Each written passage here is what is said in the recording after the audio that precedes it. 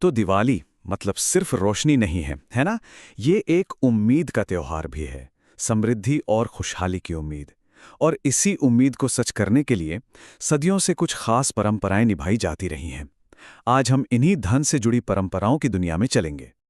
तो फिर सवाल ये उठता है कि ये जो रस्में हम सदियों से करते आ रहे हैं, क्या इनमें सच में कोई दम है या ये बस एक गहरा विश्वास है, एक आस्था है जो पीढ़ी दर पीढ़ी चली आ रही है? चलिए मिलकर इसी सवाल का जवाब ढूंढते हैं। हाँ, आगे बढ़ने से पहले एक बात साफ कर देते हैं। हम यहाँ जिन भी रिवाजों की बात करेंगे ना, वो सब सांस्कृतिक आस्था और परंपरा पर टिके हैं। हम इन्हें विज्ञान की कसौटी पर नहीं, बल्कि एक विश्वास के नजरिए से देखने वाले हैं। तो चलिए फिर देखते हैं कि वो कौन सी खास परंपराएं हैं जिन्हें लोग धन और समृद्धि के लिए दिवाली पर अपनाते हैं। मतलब इन्हें किया कैसे जाता है। सबसे पहला और शायद सबसे कॉमन, घर के मेन गेट पर ओम बनाना।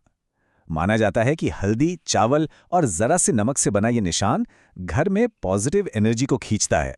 एक तरह से समृद्धि का वेलकम साइन है ये। अच्छा, अब आते हैं नारियल पर। इसमें क्या करते हैं कि एक नारियल को गंगाजल जैसे पवित्र पानी से नहलाकर उस पे सिंदूर या कुमकुम लगाकर पूजा में रख देते हैं। नारियल को तो वैसे भी शुभ माना जाता है और ये सब शुभ लाभ की कामना के साथ किया जाता है। अगला जो रिवाज है वो कुछ खास चीजों से जुड़ा है। गोमती चक्र और सिक्के। माना जाता है कि ये चीजें धन को बढ़ाने में मदद करती हैं। और इसे करना भी बहुत आसान है। देवी लक्ष्मी और भगवान कुबेर की मूर्तियों के सामने 11 गोमती चक्र और साथ में कुछ सिक्के, चाहे चांदी के हों या नॉर्मल, रख दिए जाते हैं। ऐसा मानते हैं कि ये कॉम्बिनेशन पैसे को अपनी तरफ खींचता है और उसे टिकाए रखता है। ये नंबर देखा, 13। क्या कभी सोचा है कि दिवाली की रात 13 दिए ही क्यों जलाए जाते हैं? परंपरा यही कहती है। हर एक दिया घर के अलग अलग कोने में रखा जाता है ताकि कहीं भी अंधेरा या कोई नेगेटिविटी ना रह जाए। एक और जरूरी रिवाज है कुबेर यंत्र को स्थापित करना। ये एक तरह का पवित्र डायग्राम है जो धन के देवता कुबेर को रिप्रेजेंट करता है। पूजा के बाद इसे घर की तिजोरी में या जहां भी पैसे रखे जाते हैं वहां रख दिया जाता है।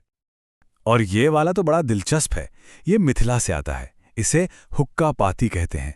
इसमें लोग जलती हुई मशाले लेकर एक साथ नारा लगाते हैं, लक्ष्मी घर, दरिद्र बाहर।